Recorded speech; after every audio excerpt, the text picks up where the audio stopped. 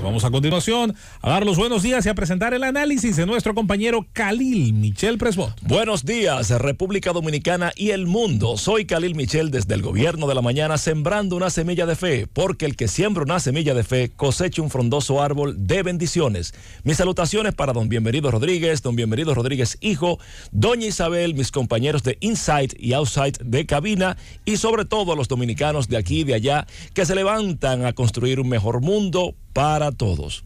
Permítame hacer una introducción breve, aunque no es el tema central que voy a tratar, para felicitar la acción del presidente de la República, Luis Abinader, el día de ayer, al decirle al país de forma directa y viva cuál es el diagnóstico de los elementos que ha dejado como desastre el huracán Fiona. Aunque concuerdo totalmente con la parte de la competencia que habla mi hermana Susana sobre la responsabilidad privada, sacando ese componente, no podemos dejar de reconocer la presteza, la implicación y la capacidad que ha demostrado Luis Abinader y el gobierno dominicano en poner el dedo en la llaga y en solucionar el tema de los desastres de Fiona. Porque independientemente de los temas privados, como dice Susana, no se puede negar, independientemente de los colores que usted tenga, pues la eficacia de este gobierno.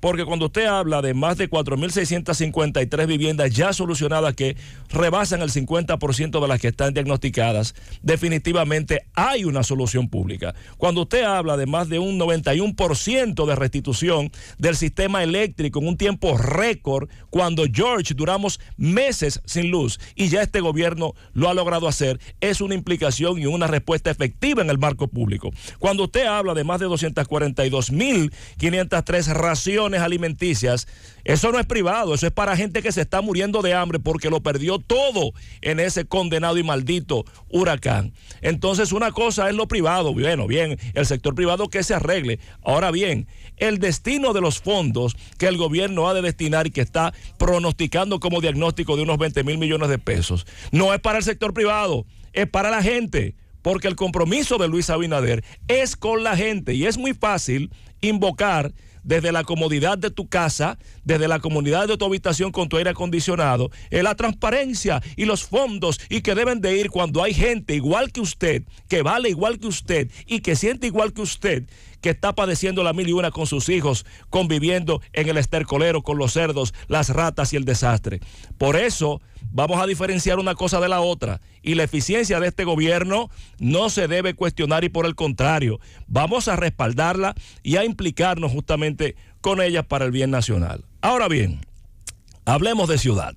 En el día de ayer estuve conversando con un grupo de estudiantes de arquitectura y de ingeniería que tenían una delegación pues internacional en el país y me invitaron para que compartiera con ellos en la zona colonial y les relatara un poco del desarrollo histórico de la ciudad de Santo Domingo y demás.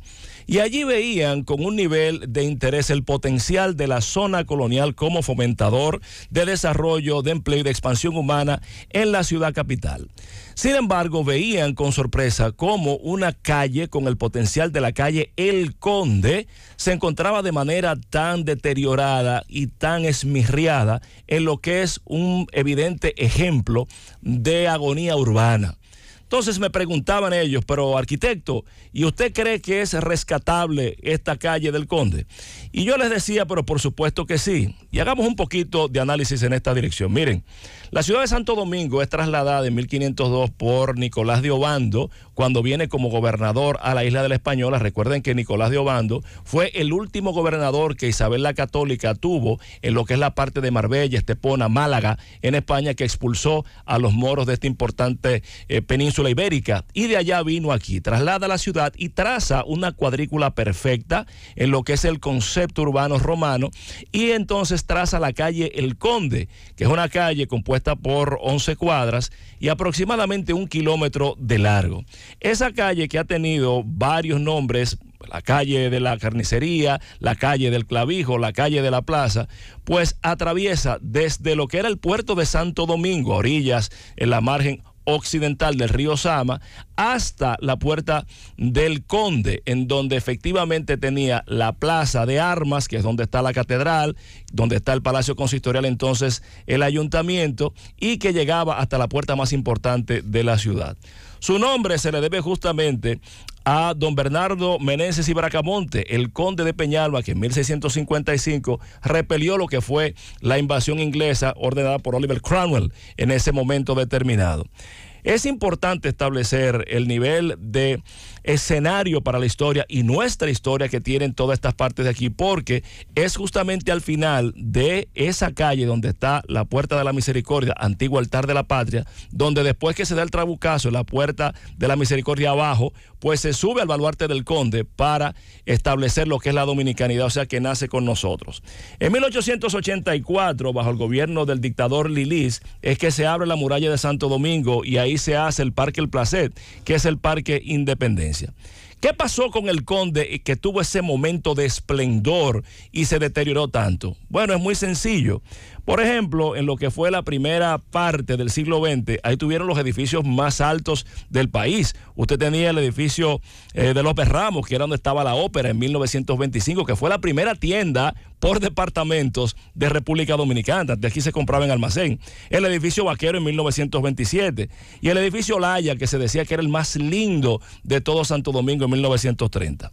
Cuando llega San Zenón junto con Trujillo, ya por el deterioro de la primera parte de ese tramo del siglo XX, lo que había eran muchos caseríos en esa parte del Conde y gran parte de la arquitectura colonial se había perdido por ciclones y terremotos. ¿Qué pasó?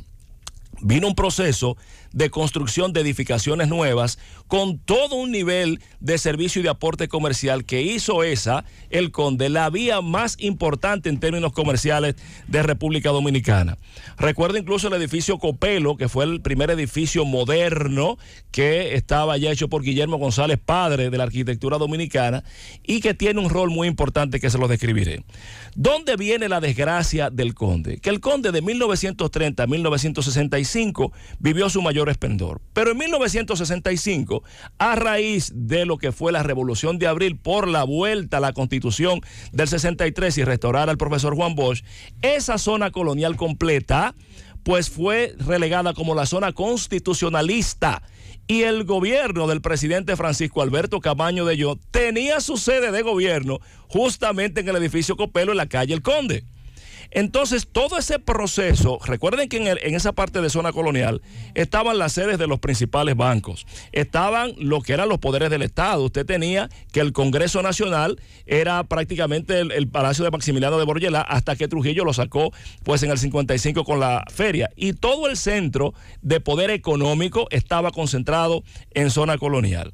A partir de ahí vino la desgracia del Conde, porque todo lo que vino posterior a 1965, Nacional de Constructores empezó a hacer lo que se llamó, que venía ya desde el 59, NACO. El barrio NACO, Nacional correctamente, exactamente, Nacional de Constructores, NACO, que tenía una concepción muy adelantada para su época, porque a diferencia de Gascue y de todo lo que eran los ensanches que se daban en Ciudad Nueva, pues venía como a ser una pequeña ciudad dentro de la ciudad, exacto, que concibió viviendas importantes entre 600 y 1200 metros de solar, con una particularidad, con temas comerciales, que fueron los primeros en implementar las torres de apartamentos con un aporte comercial. Exacto. Ahí en Naco se dieron las primeras torres de 12 niveles, Mendoza, amigos que nos escuchan y nos ven, que eso fue una cuestión que rompió todos los esquemas. El edificio más alto aquí era el de Radio 1000, tenía 8 niveles. Entonces, en esa dirección usted tuvo el primer centro comercial con concepto de mall, Plaza Naco. ¿Me están oyendo? Entonces, eso conjuntamente con la irrupción del vehículo privado, el carro, mutiló la posibilidad de la ciudad de a pie, que era la ciudad colonial, con el Conde como eje central. Entonces, toda la parte de la franja de consumo se fue a la parte noroeste de la ciudad, con Naco, que Plaza Naco desbarató al Conde. Después vino Plaza Central, ¿te acuerdas, Mendoza? Las políticas públicas de vivienda o de planificación de sectores, tú te las puedes memorizar por el nombre del proyecto. Así es. Aquí ha habido BAMESO, que era el concepto de barrio de mejoramiento social, que incluyó Los Prados, en Sánchez Luperón, la colonia de Azo, etcétera. Está el concepto de multis, los multifamiliares, que los hay en muchos barrios del interior del país. Que tenía un concepto más estatal. Correcto. Está el concepto, como tú dices, de Nacional Constructora. Y está el olvidado concepto de Sabica. Sabica, que también tenía por ejemplo, en Mi Hogar, de la zona oriental y en otros lugares. pudiera perfectamente con esos nombres dibujarse algo de esa política, digamos, de planificación de vivienda pública. Luego vinieron otros procesos privados, los Bisonó. Claro, los Morales, Julieta Morales, Evaristo Morales, Yolanda Morales. Bueno, pero en síntesis, al final, con esta irrupción comercial, hubo un intento de revivir el Conde, que fue cuando se declaró peatonal. Correcto. No sé si lo recuerdan, pero eso lo acabó de enterrar para ese contexto histórico, porque todo lo que socialmente se interpretaba como de avanzada, pues estaba expresado ya en los malls, Plaza Naco, Plaza Central, después Ágora Mall, después Acrópolis Mall, Blue Mall en su momento. Bueno, entonces la pregunta era al final, pero entonces, ¿es rescatable el Conde? Y yo les digo una vez más que sí, y me explico básicamente. Hay experiencias a nivel internacional. Rodeo Drive en Los Ángeles, California, es un ejemplo. Las Mercedes en Caracas. En la Lincoln Road en Miami, en South Beach, eso está ahí mismito, en donde hay rescate urbano a partir de la peatonización de una vía, y funcionaría, según lo que yo veo, desde la siguiente perspectiva. El mejor ejemplo es que desde la Meriño hacia el este, el Conde es una cosa, y desde el Ameriño hacia el oeste es otra cosa. Entonces, la idea sería un poco rescatar lo que pasa en el primer tramo que dije, en el segundo. ¿Y cómo fomenta esto? Bueno, lo primero es el turismo histórico. Hay un potencial enorme. Para que ustedes tengan una idea, la casa de Hernán Cortés, conquistador de México, es donde está ahora mismo la Embajada de Francia. Y desde esa casa, desde esa calle, que es la esquina con Las Damas es la primera calle urbanizada del Nuevo Mundo. Ojo, para que estemos claros. Y ahí usted tiene las casas de Obando, desde donde salió, por ejemplo, Ponce de León, que fue el que conquistó la parte de Puerto Rico. Y todo ese conjunto completo está ahí. Pero también usted tiene que es fomentar el carácter habitacional. Miren, señores, el único bien que tiene uso 24 horas y que es capaz de generar desarrollo es la parte habitacional. El error y la maldición del Conde, como de la mayoría de zona colonial, ha sido sacar el tema habitacional de allí, porque si usted saca las grandes franjas de consumo, no hay pago de impuestos, no hay servicio y viene el deterioro. Por tanto, hay que fomentar que la gente viva en uso mixto en lo que es la calle del Conde. Tercero, la oferta cultural dominicana. Parece mentir, y lo digo con vergüenza, caramba, y protesto desde el gobierno de la mañana, que cuando usted va al Conde, usted lo que ve no es arte pictórica dominicana, usted ve arte haitiana, por Dios, guindada en todos los murales de todos nuestros edificios, arte haitiana, y eso está pasando a la vista de todos sin que nadie haga nada, y eso es imperdonable. Entonces tiene que haber un vuelco total de la parte no solamente de la oferta pictórica, sino también de lo gastronómico, porque son fast food, y totalmente, y lo musical. ¿Por qué no colocamos un restaurante o un bar allí de Romeo Santos o de Juan Luis Guerra? Y finalmente, facilitar el branding, que vengan todas las marcas internacionales y se instalen allí, como pasa en Serrano, por ejemplo en Madrid o en Goya, que tiene esto. Entonces, al final, lo que pregunto ¿es rescatable el Conde? Definitivamente sí, pero haciendo una modificación, no del remozamiento de la vía, cambiándole las losetas, sino cambiando el uso del patrón social, manteniendo la esencia de la vía, porque como decía Rogelio Sarmona, arquitecto colombiano, la buena arquitectura transforma sin modificar. Ahí se los dejo. Llévatelo, Cundo.